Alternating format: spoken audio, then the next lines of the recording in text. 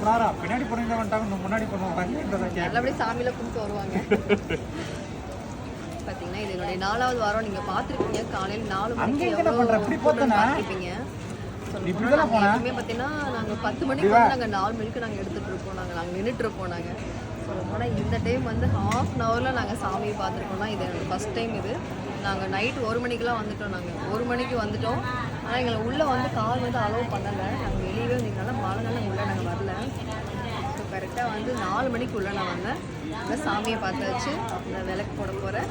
விளக்கு வந்து பார்த்திங்கன்னா நாங்கள் எப்பயுமே ஆனால் எல்லோரும் நினைக்கிறீங்க சுற்றி நம்ம வந்து பூவெலாம் நிறையா வச்சு வாங்கணும்னு நினைக்கிறீங்க. அப்படி வாங்காதீங்க. ஏன்னா அது எரியும் போது பூ சேர்ந்து வந்து எரிஞ்சிடுது. அதனால் நான் என்ன பண்ணிட்டேன், இந்த டைம் எனக்கு அளவாக இருந்தால் போதும். இந்த மாதிரி சரிங்களா, பூ வந்து இந்த மாதிரி சென்டரில் வச்சு வாங்கிக்கோங்க சரிங்களா.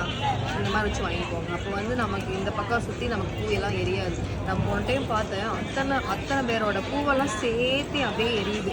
ஸோ அதனால் இந்த மாதிரி அளவாக இருந்தால் போதும் சரிங்களா. வரும்போது இந்த மாதிரி பார்த்து வாங்கிக்கோங்க.